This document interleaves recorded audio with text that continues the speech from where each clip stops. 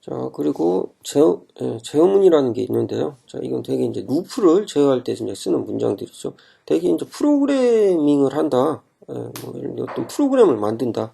이건 되게 이제 단순 반복 작업을 정의하는 경우가 많은데요. 그때 이제 그 필연적으로 들어가는 게 루프문이죠. 대표적인 루프문에는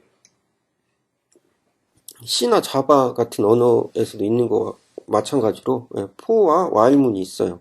자, 그리고 이제 for인이라는 이런 좀 이제 그 뭐 C 언어 쓰시는 분들은 낯설 수도 있는데 그 for인이라는 이런 구문도 있고요. 자, 아무튼 자, 이거 이제 쓰는 방법은요. 자, 역시 예제를 하면서 알아보도록 하죠. 스크립트 태그 만들고요.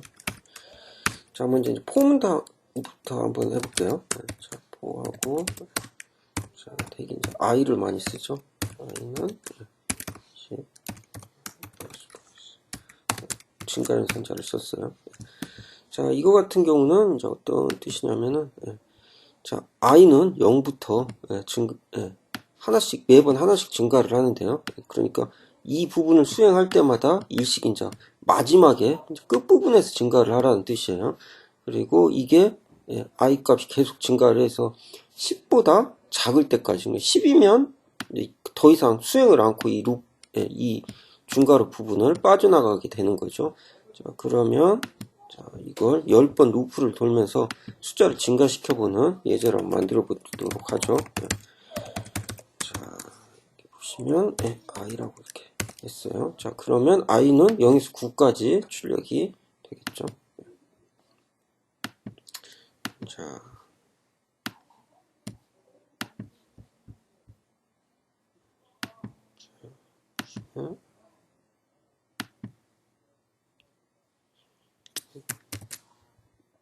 자, 콘솔창 나온 거 보시면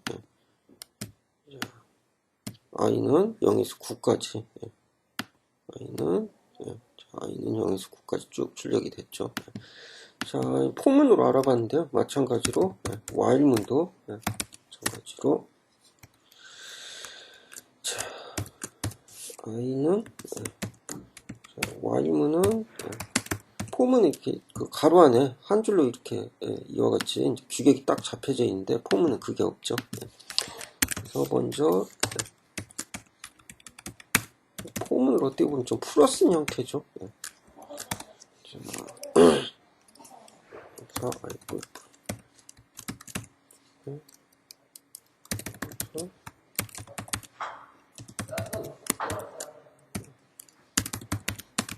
구분을 해줘야 하니까 이거 하나 썼죠.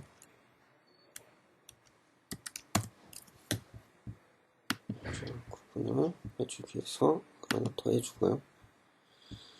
자, 이렇게 되면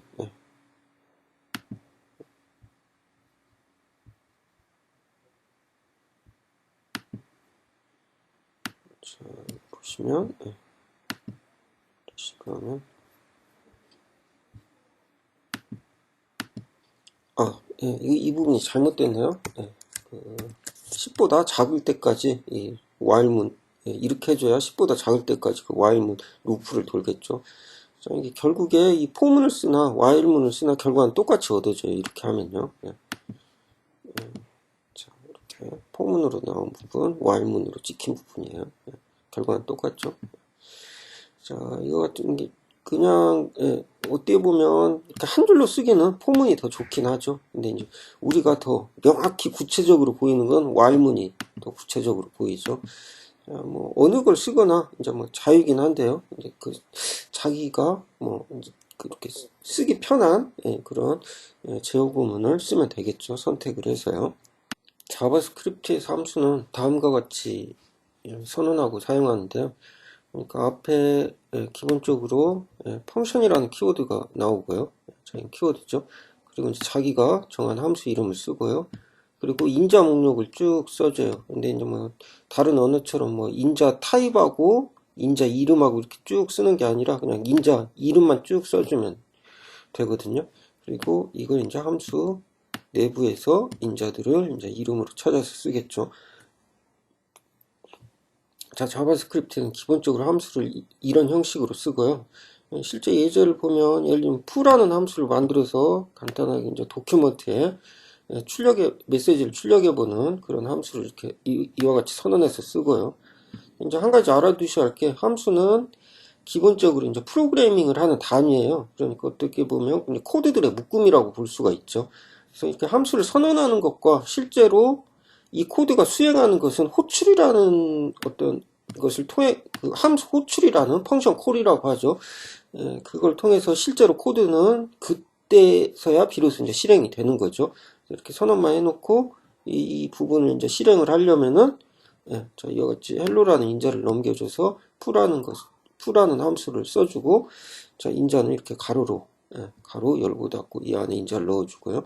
그리고 예를 들면 인자가 하나 이상이다 그러면 컴마로 구분해서 다음 인자, 또 컴마로 구분해서 다음 인자, 이런 식으로 쭉 써줄 수가 있죠.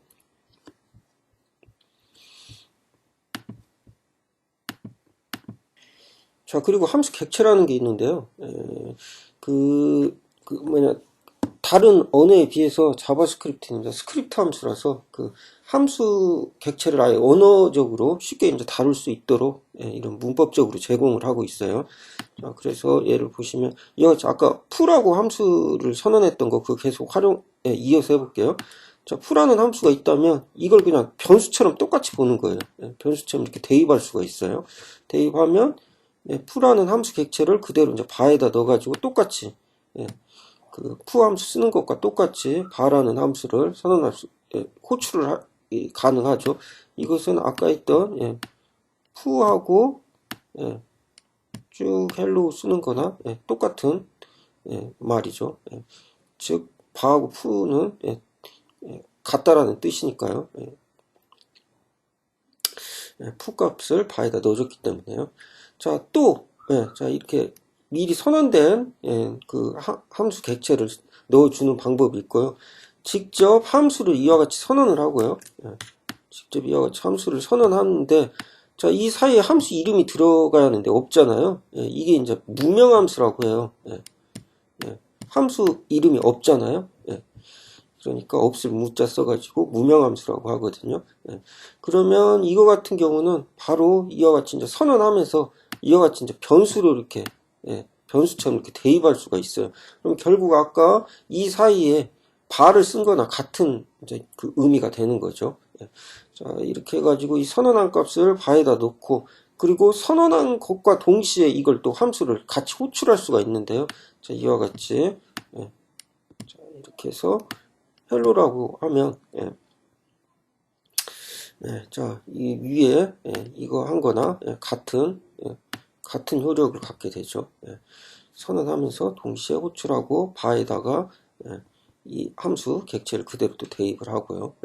자, 이런 식으로 좀 자바스크립트는 함수 객체에 대해서 여러 가지 유연한 문법을 제공하고 있어요. 자, 그러면 아까 이제 함수 객체가 이제 말이 나온 김에 그것도 하나 해보고 넘어가도록 하죠. 아까 그 자바스크립트는 기본적으로 다 전역 변수라고 그랬잖아요. 근데 이제 내부 변수를 쓰는 방법이 있다고 그랬었잖아요. 자, 그거에 대해서 한번 알아볼게요. 자, 이와 같이 먼저 한번. 자, 기본적으로 자바스크립트에는 앞에 이제 var을 붙이고 a는 100이다. 뭐 이런 식으로 하고요. 그래서 하면 자, 이렇게 하면 전역적으로 선언이 됐기 때문에, 자, 이거 보시면은, 자, A라고 하면은, 실제로 보면, 자, 이게 앞에 발을 붙이나 안 붙이나 똑같아요. 어차피 이렇게 전역 공간에 선언이 된 것은요. 자, 그래서 결과를 한번 보도록 하죠. 자, 결과를 한번 보면요. 자, 이와 같이 100이 출력되는 걸, 콘솔창에 100이 출력되는 걸 알 수가 있죠. 자, 마찬가지로 이게 전역 공간에 됐다는 것은 책에 설명한 대로 윈도우.a라고도 할 수가 있어요. 윈도우 객체가 이제 전역 객체가 되니까요. 둘 다 이렇게 100 나오죠. 마찬가지로 자, 이와 같이 이제 전역 공간에서는 식으로 앞에 굳이 var를 발을 안 붙여도 상관이 없어요. 결과는 똑같이 나오죠. 자, 그런데 여기서 이제 아까 그 내부 변수에 대한 이야기를 잠깐 했었잖아요. 자, 그러면 이제 다른 언어 같은 경우는, 자, 뭐 예를 들면 C 언어 같은 경우는, 자, 이런 식으로, B는 0이다. 자, 이런 식으로 이제 선언을 해주고,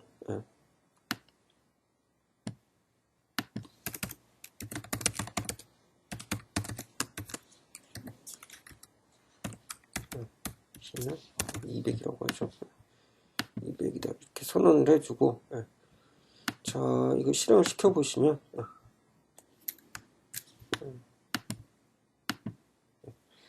자, 이게 원래 이제 C 언어 같은 경우는 중괄호로 닫으면 이거 자체가 이제 내부 변수로 되잖아요. 그렇기 때문에 이렇게 하면 여기서 이제 에러가 나야잖아요. 아니면 B가 undefined 됐다던가요.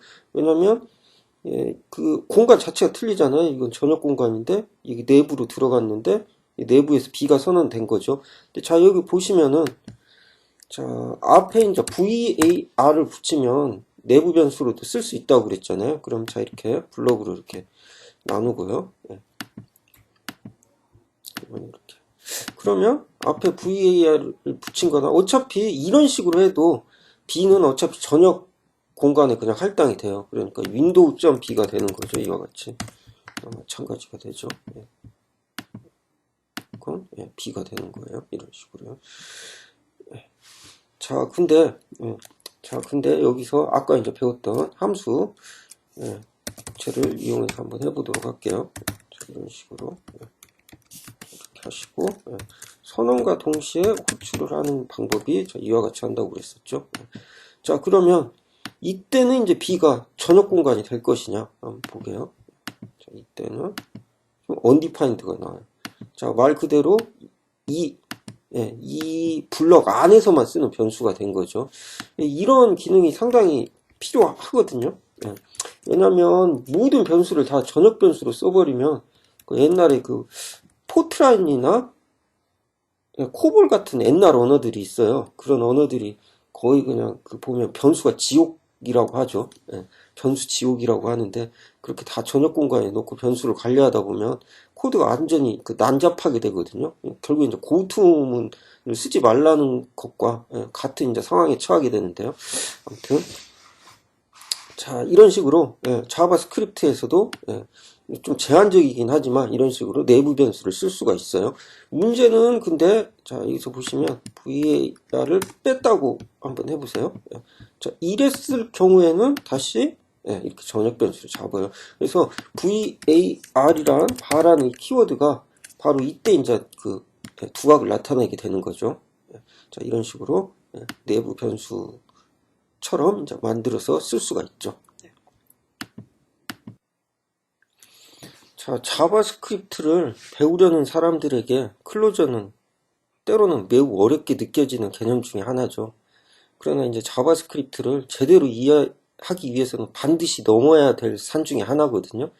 그러니까 뭐 그런 말이 있잖아요. 예를 들면 C 언어를 제대로 알려면 포인터를 알아라 그 말이 있잖아요. 그리고 사실 C 언어 포인터에 대해서 뭐 두꺼운 책으로 나온 것도 하나 있고 막 그러더라고요. 예전에는요. 뭐 지금도 그게 나오는지는 잘 모르겠는데 아무튼 그만큼 굉장히 그 꼭 중요하면서도 굉장히 어려운 개념 중에 하나예요. 자바스크립트를 좀 더 이제 깊이 이해하기 위해서 반드시 넘어야 할 산 중에 하나죠. 자, 그래서 이제 클로저에 대해서 이제 몇 가지 자, 정리를 해놨는데요. 최대한 쉽게 이제 쓴다고 했는데 그래도 좀 말이 어렵네요. 자, 함수 추후에도 지역 변수가 계속 유지되는 이제 그런 어떤 특성이에요. 그리고 해당 지역 변수를 사용하는 함수 객체가 살아있는 동안에는 그 변수도 같이 생존하는 원리거든요.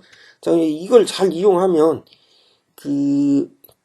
되게 이제 클래스 기반의 객체 지향 언어에서 프라이빗 변수, 그러니까 내부 변수요.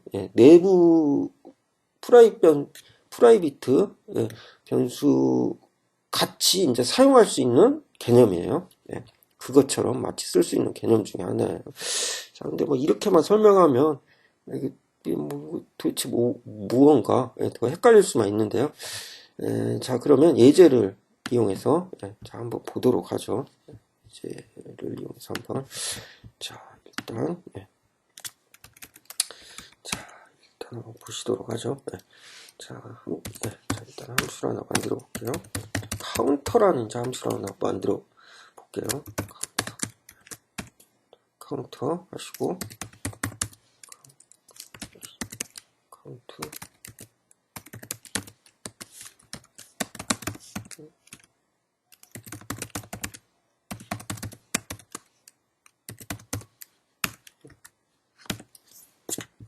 좀 이상한 함수네요.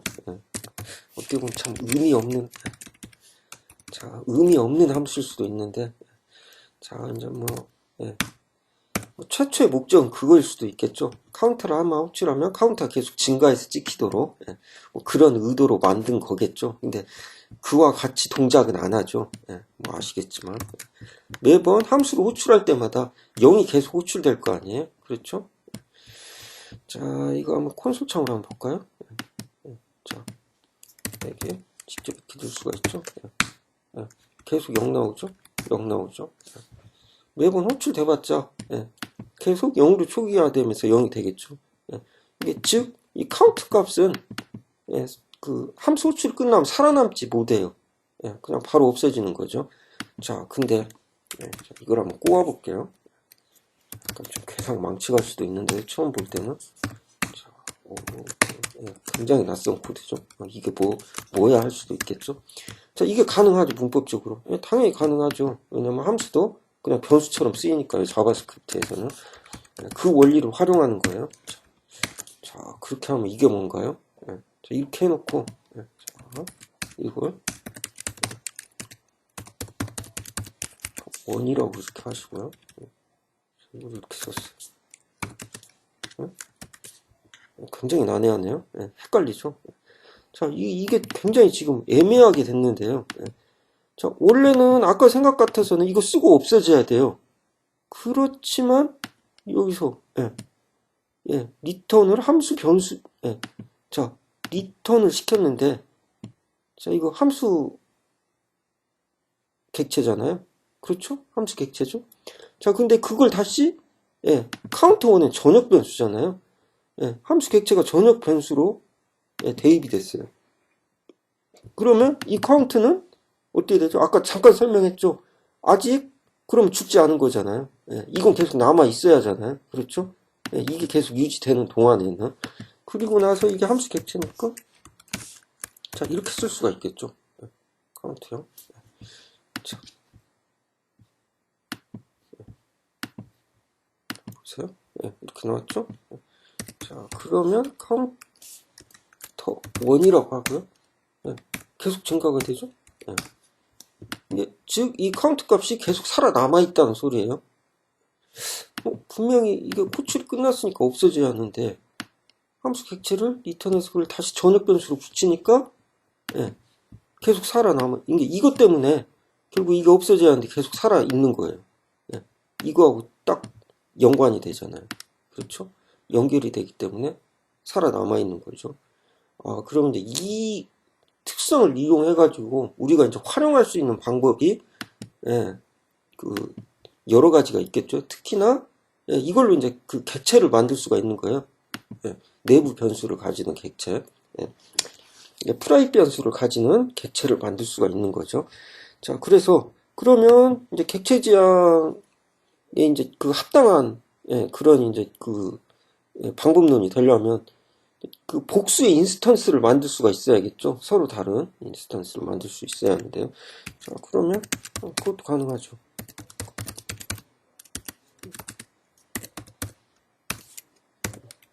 자, 이렇게 하세요. 자, 그리고 마찬가지로 실행을 한번 시켜볼게요.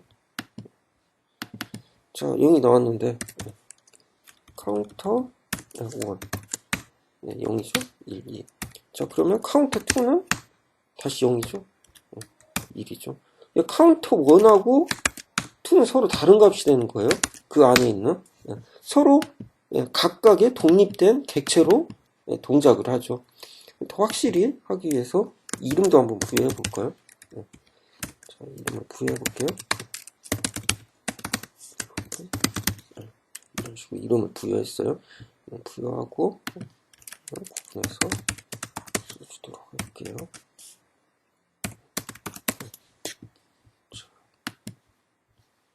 자, 그리고 여기는 y 카운트 카운트 이렇게 이름을 구분해서 이렇게 지우면 자, 예. 카운트 0이니까 예, 카운트 1이니까 처음에는 my 카운트 0이 나왔죠. 예. 자, 카운트가 1, 2, my 카운트로 나오죠.